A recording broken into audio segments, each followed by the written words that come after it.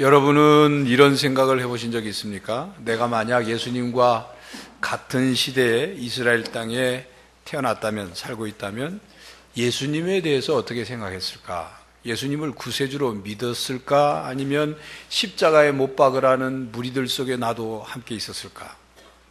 그때 내가 병에 걸렸다면 내가 예수님께 병을 고쳐달라고 찾아갔을까? 아니면 그냥 있었을까? 또 예수님이 나의 병을 고쳐주셨을까? 이런 생각. 내가 만약 예수님과 같은 시대 그곳에 살아서 예수님이 행하시는 기적을 직접 보고 예수님이 가르치시는 말씀을 직접 들었다면 내가 지금보다 신앙생활을 더 잘했었을까? 이런 생각을 해본 적이 있습니까? 여러분, 텔레비전 사극 드라마를 보면서 만약 내가 이조 시대에 태어났다면 내가 선비로 태어났을까? 양반으로 태어났을까? 노비로 태어났을까? 만약 저는 이조 시대에 노비로 태어났다면 아마 정신이 어떻게 됐을 겁니다. 사람 취급도 못 받아가면서 살 수가 없었겠죠. 우리는 만약 무엇을 하게 된다면 이라는 가정하에 상상력을 동원해서 상상하고 추측해보면 수많은 상황들이 벌어지게 되지요. 그래서 만약이라는 가정하에 만든 영화들도 제법 많습니다. 안중근 의사가 이토 히로부미를 저격한 것이 실패에 그쳤다면 어떻게 됐을까 하는 내용으로 전개된 영화가 있죠. 로스트 메모리즈라는 영화도 있습니다. 또 외국에서 만든 영화 중에 이런 가정, 만약 이런 상황을 만들어서 만약 내가 갑자기 어른이 되었다면, 내가 갑자기 거꾸로 청춘으로 돌아갔다면, 혹은 남자와 여자가 서로 갑자기 바뀌어버렸다면 어떻게 될까 하는 내용을 가지고 영화를 만들어서 재미를 주는 경우가 있었습니다. 우리는 살아가면서 만약이라는 가정하에 많은 생각을 하고 또 그에 따른 행동을 합니다. 그 결과 삶의 내용이 만들어지죠. 사실 근심, 걱정, 불안이라는 것은 만약 이 일이 잘못되면 어떻게 하나 하는 이 생각이 씨가 돼서 우리 안에 부정적인 감정을 갖게 하죠. 그게 근심이고 걱정이고 불안입니다. 어떤 사람은 괜히 만약이라는 가정하에서 이루어지지도 않을 상황을 만들어서 질문을 해서 그 질문에 대한 답 때문에 문제를 만드는 사람이 있어요. 그 대표적인 예가 부부가 다시 태어나면 나랑 결혼하겠느냐 이 묻는 거예요. 다시 태어날 일이 없습니다. 그런데 그걸 물어가지고 대답을 들어서 자기에게 기대했던 대답이 아니면 그거 가지고 부부싸움을 하는 어리석은 부부들이 있어요. 전생, 환생, 윤회 없습니다. 쓸데없는 질문이에요. 그런데 쓸데있는 질문, 쓸데있는 만약에 라는 질문이 있어요. 만약에 남한과 북한이 전쟁이 일어난다면 어떻게 할 것인가? 이 가상 시나리오를 써서 그것에 준비하고 대비하는 것 필요하지요. 또 우리 자신에게도 이런 만약에라는 가정을 하에 내가 만약 한 달만 살고 죽게 된다면 이 한 달 동안 무엇을 할 것인가? 이런 가정을 해보면 내가 무엇을 소중히 여기는지, 내가 무엇을 가치 있게 여기는지 한번 점검해 볼 수가 있어요. 자신의 삶을 재점검하는 기회가 된다 그 말입니다. 오늘 본문 말씀에는 두 종류의 만약이 나옵니다. 후회의 만약과 믿음의 만약입니다. 데이비드 시멘즈가 쓴 탓이라는 책의 주요 주제지요. 예수님께서 사랑하시던 마르다, 마리아, 나사로의 가정에 사건이 벌어졌습니다. 예수님은 그때 그들이 사는 베다니에 있지 않고 요단강 근처, 세례 요한에게 세례를 받았던 요단강 근처에 머물고 계셨는데 그곳에 소식이 왔어요. 나사로가 병들었습니다. 빨리 와서 고쳐달라는 뜻을 품은 그런 소식이 전해졌습니다. 근데 예수님은 바로 가지 않고 그곳에서 이틀을 더 머무셨어요. 그리고 그 후에 예루살렘 성 옆에 있는 이 베다니, 마리아, 마르다, 나사로가 사는 베다니 동네에 가셨는데 이미 나사로는 죽은 지 사흘이 된 거죠. 예수님이 오신다는 소식을 듣고 마르다가 예수님께 나와서 예수님께 이렇게 말합니다. 주께서 여기 계셨더라면 내 오라버니가 죽지 않았겠습니다. 조금 후에는 마리아도 예수님께 똑같은 말을 합니다. 주께서 여기 계셨더라면 내 오라버니가 죽지 않았을 겁니다. 이 말은 만약 오라버니가 병에 걸렸을 때 예수님께서 곧바로 오셨다면, 곧바로 오셔서 고쳐주셨다면 우리 오라버니는 죽지 않았을 것입니다 라는 뜻의 말을 한 거죠. 만약 무엇만 했었더라면, 그런 말이에요. 만약 이렇게 했었더라면, 이런 말은 과거에 일어난 사실에 대해서 지금 바꿀 수 없는 상황이고, 그렇게 하지 못한 것에 대해서 아쉬워하고 안타까워하고 후회하고 그리고 불평하고 원망하고 절망하는 그런 때 그런 말을 합니다. 그래서 지금 벌어진 상황으로 인해서 포기하고 절망하죠. 이런 만약을 우리는 후회의 만약이라고 합니다. 우리에게 아무런 도움이 되지 않는 만약이죠. 이런 만약 그때 이렇게 했었더라면 이라는 말은 지금 상황이 좋으면 그런 말을 안 합니다. 현재에 만족하고 있지 못하기 때문에 자꾸 과거에 옛날에 이렇게 했었더라면, 뭔가 비교해서 자기에게 부족한 것이 있다고 생각하니까 자꾸 뭐뭐 했었더라면, 내가 지금 슬픔이나 문제나 고통이나 불행을 만났기 때문에 지금 상황에 못마땅해서 과거를 자꾸 돌아보는 거죠. 이렇게 후회의 만약을 하는 것은 과거에 경험된 고통이나 상처를 잊지 못하기 때문에 그런 생각과 말을 합니다. 과거에 벌어진 사건에 대해서 자기를 탓하기도 해요. 내가 왜 그때 그랬었을까? 그래서 자기를 미워하죠. 자기를 학대합니다. 절망하고 낙심합니다. 어떤 사람은 그것을 남 탓으로 돌리죠. 그때 당신이, 그때 네가 그렇게 했었더라면 지금 이렇게 되지 않았을 것이라고 책임 전가를 그에게 합니다. 이스라엘 백성들이 출애굽한 후에 그런 소리를 너무도 자주 했죠. 애굽에서 모세의 인도를 받아서 해방되어 온 이스라엘 백성들의 고질적인 병이 있었는데 그것이 후회의 만약이라는 병이었습니다. 그들은 광야길에서 어떤 문제나 어려운 일을 만나기만 하면 과거를 돌아보면서 애굽 생활을 돌아보고 그때 그랬었더라면, 그렇게 얘기합니다. 홍해가 가로막혀 있고 뒤에는 바로 군사가 쫓아올 때 그들이 모세에게 뭐라고 원망하냐면, 차라리 우리가 애굽 사람을 섬기면서 애굽에 살았었더라면 좋았을 것을, 왜 여기까지 끌고 와가지고 몇 자리도 없는 데서 죽게 하고 물귀신이 되게 하느냐고 원망했어요. 광야길을 가면서 먹을 것이 없으니까 그들이 말합니다. 차라리 애굽 땅에서 우리가 고깃가마 곁에서 배불리 먹다가 하나님의 손에 죽었었더라면 좋았을 것을, 여기서 굶주려 죽는다고. 하나님이 만나를 또 내려주시죠. 그랬더니 만나가지고 성이 차지 않으니까 욕심, 탐욕이 돼요. 고기 먹고 싶어서 또 원망합니다. 우리가 애굽에 있었더라면 거기서 고기도 먹고 생선도 먹고 오이도 먹고 참외도 먹고 파도 먹고 마늘도 부추도 먹었을 것인데, 성경에 그렇게 기록이 되어 있어요. 차라리 애굽 땅에서 그냥 하나님의 손에 죽었더라면, 그렇게 먹다가 죽었더라면 좋았을 텐데. 물이 바라는 데 가서 물이 없으니까, 광야에 물이 없으니까 또 모세를 원망합니다. 그들이 뭐라고 합니까? 우리 형제들이 여호와의 손에 죽을 때 우리도 같이 죽었더라면 좋았을 것을, 여기서 우리가 목말라 죽는다. 끊임없이 먹는 문제로 인해서 극심한 고역으로 시달리던 종살이하던 때를 돌아보면서 그때가 좋았다고, 그때 그랬더라면 후회의 만약을 합니다. 차라리 그때 그렇게 했었더라면, 차라리 그렇게 할 걸, 이런 생각과 말은 우리의 삶에 아무런 도움이 되지 않습니다. 그때 땅을 사놨더라면 내가 지금쯤 갑부가 되었을 텐데, 아무런 도움이 되지 않는 생각이에요. 가슴만 아플 뿐이죠. 어떤 사람은 자기가 지금 하고 있는 일에 대해서 이런 후회의 만약을 합니다. 차라리 내가 이 일을 시작하지 않았다면 내가 힘들지 않을 텐데, 내가 이 일을 시작해가지고 생고생을 하고 있다 탄식하는 사람이죠. 그러면 관두든지 그 일을, 아니면 기분 좋게 긍정적인 생각을 하든지, 둘 중에 하나 해야 될 것 아니겠습니까?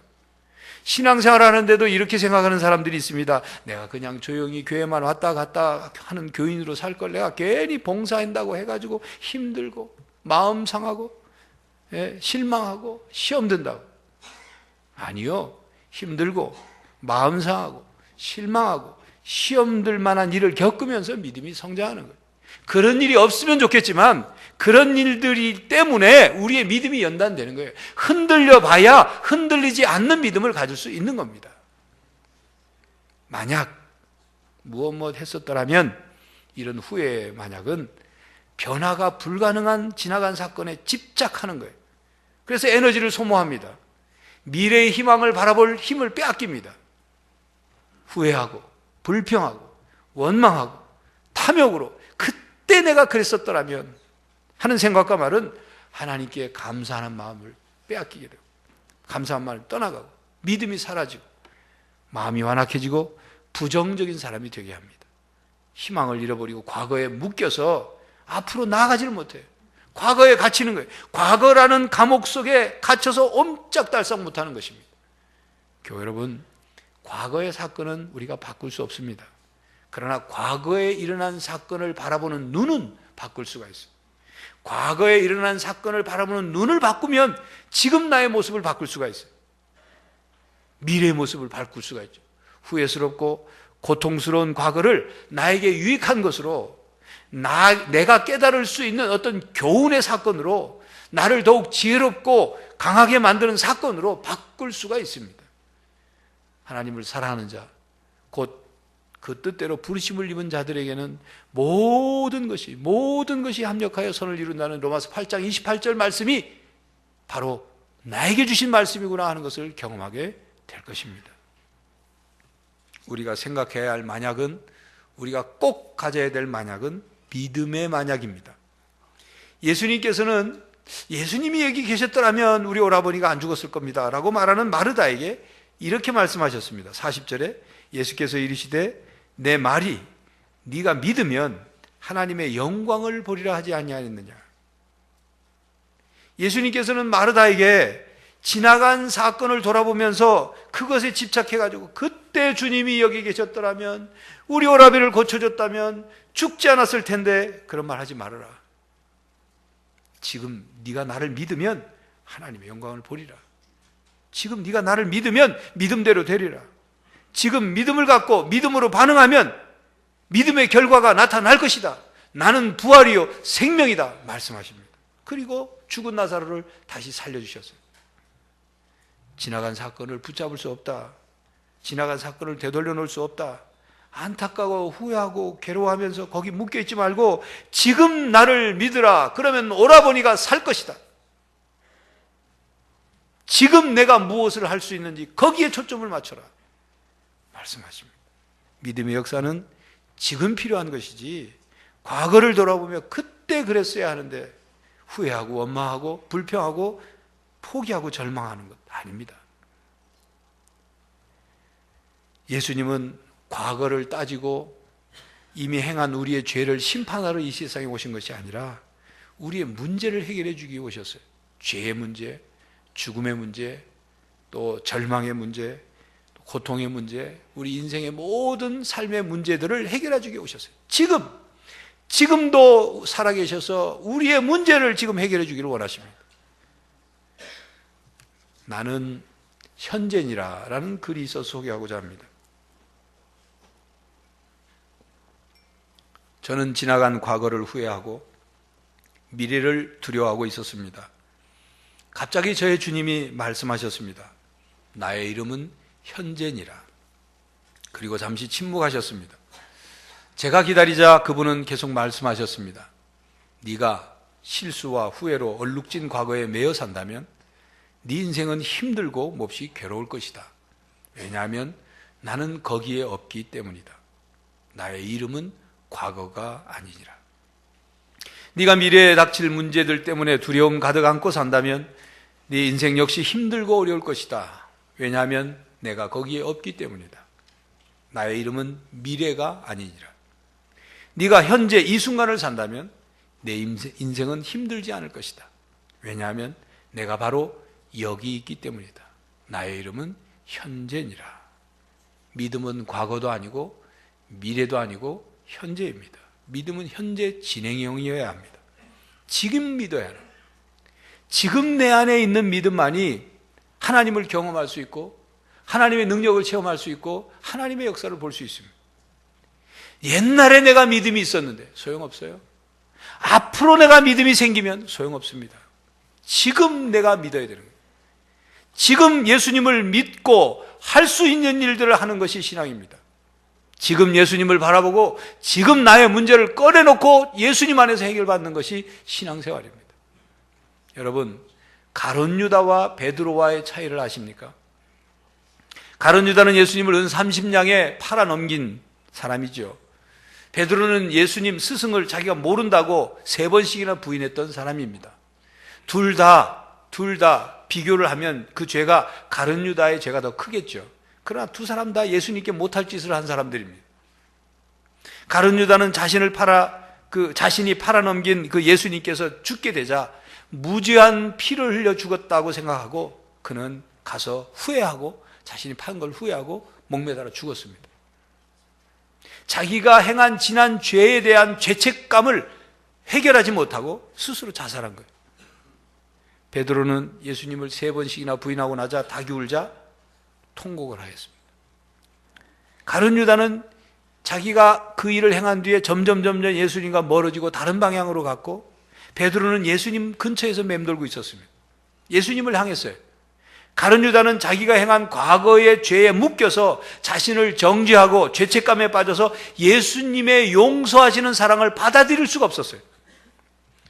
그러나 베드로는 예수님께서 찾아오셔서 네가 나를 사랑하느냐?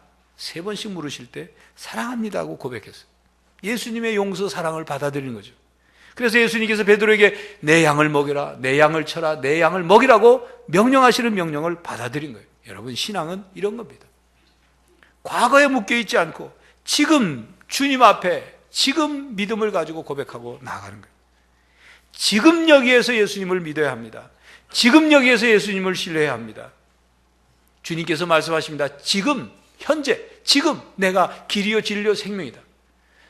지금 내가 너희에게 생명의 떡이다. 지금 내가 너희에게 세상의 빛이다. 지금 내가 너희에게 선한 목자고 부활이고 생명이다. 지금 내가 너희의 구세주고 지금 내가 하나님의 아들이다 말씀하십니다. 그 예수님을 믿어야 하는 거예요.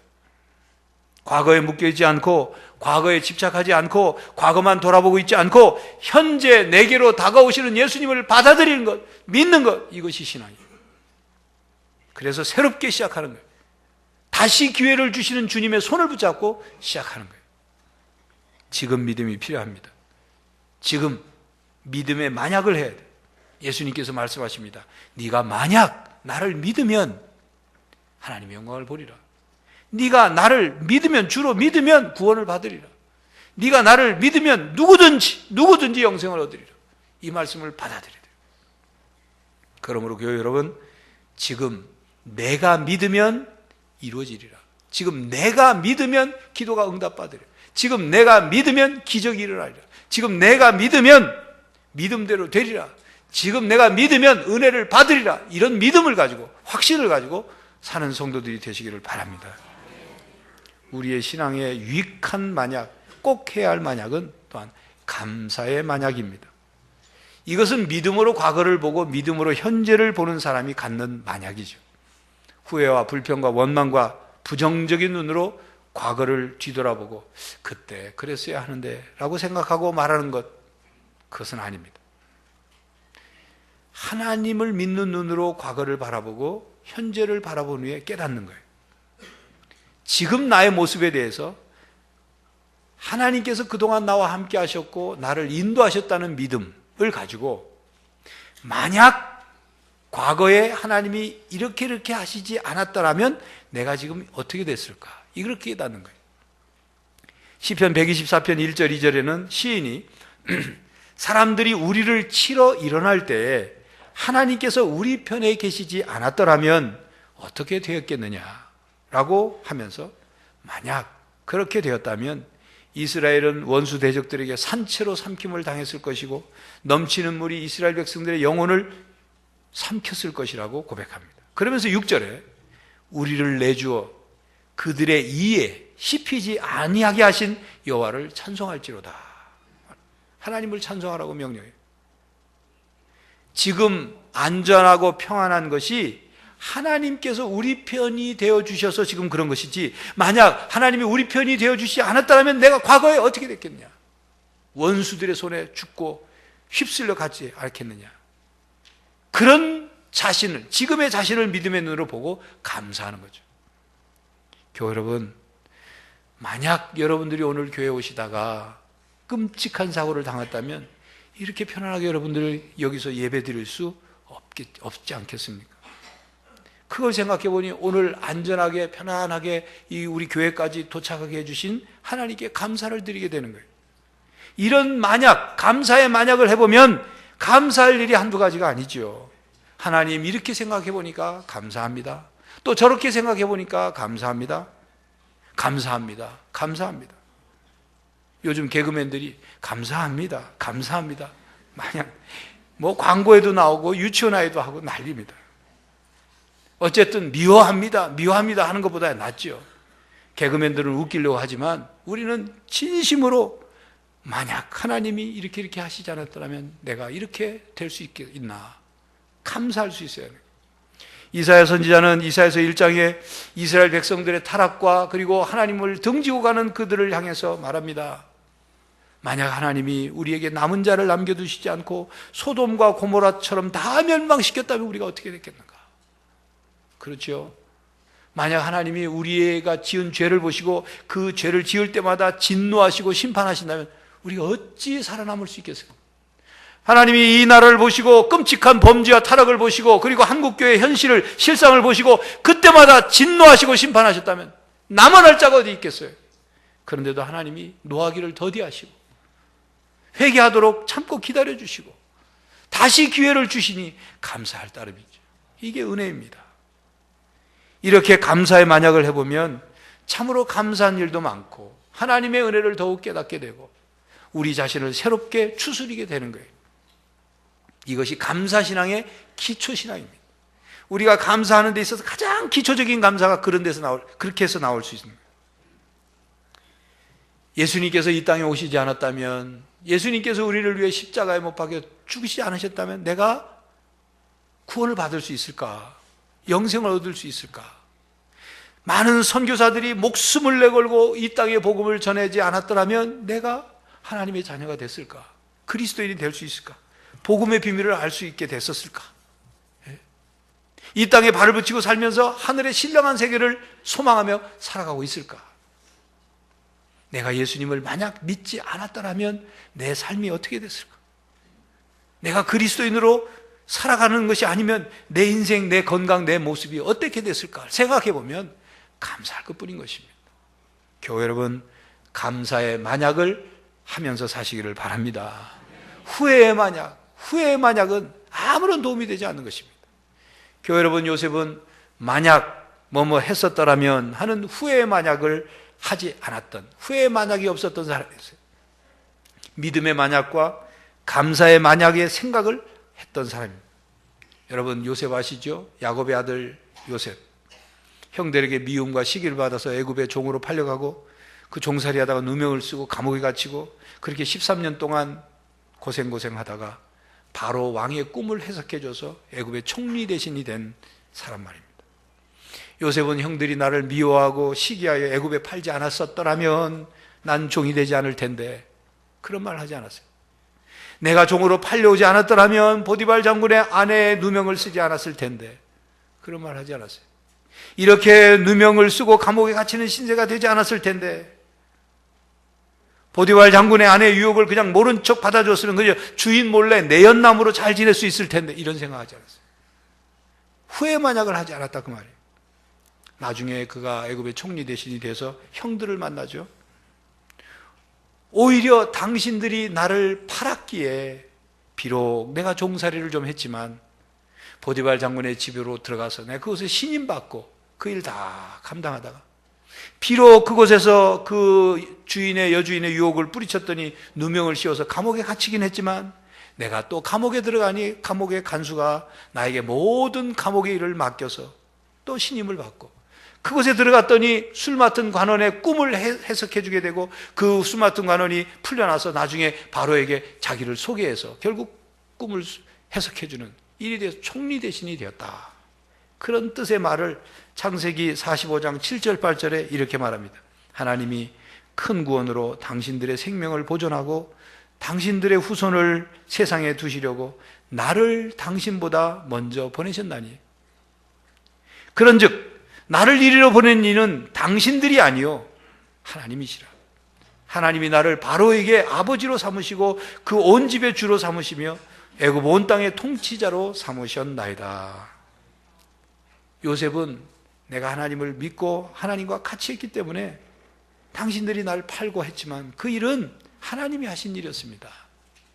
하나님이 나를 이곳으로 끌고 오셨고 그 일이 우리 가족, 우리 형제들, 우리 후손들을 하나님이 살리시려고 나를 먼저 보낸 겁니다. 억울하고 증오심과 복수심에 찬 일이 아니라 오히려 하나님의 뜻과 섭리와 인도하심을 보면 감사할 일이지요.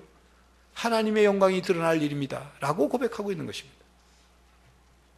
요셉은 어린 시절 부모와 형제들이 자기에게 절하는 꿈을 꿨죠. 그가 애굽이라는 나라에 오지 않고서는, 종이 됐든 뭐가 됐든 팔려서 했던 애굽에 오지 않고서는 그 꿈이 이루어질 수 있는 가능성은 희박했습니다. 하나님께서는 요셉을 애굽의 총리 대신이 되게 하기 위해서 애굽에 팔려오고 그리고 애굽에서 훈련시키셨어요. 보디발 장군의 집에 팔려 들어가서 그 집에서 요셉을 가정 총무로 삼으셨다. 그리고 모든 소유를 그에게 맡겼다. 그래서 창세기 39장 4절에 나오죠. 나중에 이제 누명을 쓰고 감옥에 들어간 뒤에도 감옥의 간수장이 옥중 죄수들을 요셉의 손에 다 맡기고 재반 사무를 요셉이 처리하게 했다. 성경에 창세기 39장 22절을 기록합니다. 그리고 마침내 애굽 나라의 총리가 된 거예요. 자, 한번 보세요. 요셉은 큰 집에서 총무일을 하고 감옥에서 총무일을 하고 그 다음에 애굽에서 총무일을 한 거예요. 요셉이 유학을 오지 않는 이상 들판에서 양치던 요셉이 어찌 애굽의 총리가 될 수 있겠어요? 종살이였고 감옥살이였지만 13년 동안 애굽의 문화를 익혔기 때문에 애굽의 총리 대신이 될 수 있었다고 말이에요. 그걸 요셉이 깨달은 거죠. 그러니까 후회하지 않고 만약 형들이 날 안 팔았더라면 하고 원망하는 것이 아니라 하나님이 날 이렇게 인도하셨구나. 과거에 집착하지 않고 믿음의 눈으로 하나님이 날 이끌어 오시는 것을 보는 거죠. 과거의 사건으로 인해서 상처받고 고통과 실망과 낙심에 빠져 있는 것이 아니라 하나님이 지금 나를 그 일들을 통해서 나를 어떻게 만들어 가시는지를 보고 감사하는 거죠. 그렇기 때문에 요셉이 성경 속에 훌륭한 인물인 요셉이 된 거예요. 꿈의 사람 요셉이 된 거죠. 하나님과 함께해서 승리한 요셉이 된 겁니다. 이렇게 우리는 하나님께서 하시는 일에 대해서 감사의 만약을 적용해서 감사할 수 있어야 합니다. 하나님의 깊고 오묘한 뜻을 또 손길을 발견할 수 있어야 합니다. 하나님은 하나님을 믿고 의지하는 사람을 외면하지 않으십니다. 우리가 후회와 불평과 원망과 책임전가의 삶을 살기를 하나님은 원치 않으셔요. 그래서 예수님을 우리에게 구주로 보내셨어요. 그리고 말씀하십니다. 네가 믿으면, 예수님을 믿으면 하나님의 영광을 보리라. 네가 지금 믿으면 문제가 해결되리라. 지금 예수님을 믿고 의지하면 상처와 고통이 치유되리라. 지금 네가 믿으면 네 삶이 변화되리라 말씀하십니다. 교회 여러분, 만약 그때 그랬었더라면 하고 후회하고 계십니까?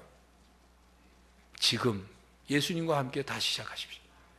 지금 예수님을 믿는 믿음과 하나님의 그 섭리를 감사함으로 승리의 삶을 사는 성도들이 되시기를 간절히 바랍니다. 기도하겠습니다. 하나님, 과거를 돌아보고 후회하고 원망하고 거기에 묶여서 앞으로를 향하여 나가지 못하는 저희들이 아니라 지금 우리와 함께 하시는 주님을 붙잡고 믿고 주님의 인도하심 따라, 하나님의 인도하심 따라 믿음의 눈을 뜨고 감사하는 마음으로 저희들의 삶을 살아갈 때 저희 삶에 변화가 나타나고 기적이 나타나고 응답이 이루어지게 하여 주시옵소서. 지금 우리와 함께 하시는 구주 예수님을 더욱 굳게 믿고 의지하며 우리의 삶의 문제를 해결해가는 성도들이 다 되게 하여 주시옵소서. 예수 그리스도의 이름으로 기도하옵나이다. 아멘.